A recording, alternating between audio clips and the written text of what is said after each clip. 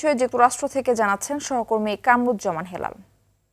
নবনির্বাচিত president Donald ট্রাম্পের তার নতুন প্রশাসনে নিয়োগ দিতে আরও কয়েকজনের নাম ঘোষণা করেছেন। তবে বিভিন্ন শীর্ষ পদে নিয়োগ দেওয়ার জন্য ট্রাম্প যাদেরকে বেছে নিয়েছেন তাদের মধ্যে কয়েকজনের নিয়ে বিতর্ক সৃষ্টি হয়েছে ইতিমধ্যে।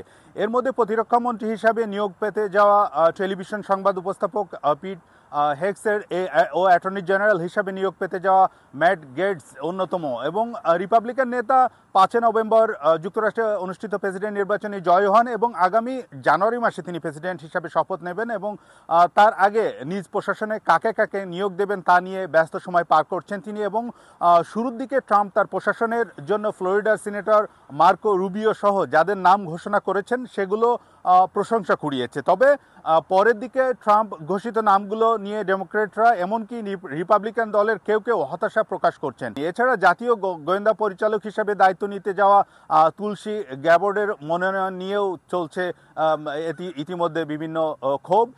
তবে পরিশেষে একটি কথাই বলতে হয় যে নবনির্বাচিত প্রেসিডেন্ট ডোনাল্ড ট্রাম্প তিনি বিভিন্নভাবে নিয়োগ দিচ্ছেন বিভিন্ন জনের। এখন দেখার বিষয়, প্রতিদিনই কিন্তু কোনো না কেউ নিয়োগ পাচ্ছেন। এখন দেখার বিষয় কি হবে, কি হতে যাচ্ছে, এই জন্য আমাদেরকে অবশ্যই অপেক্ষা করতে হবে।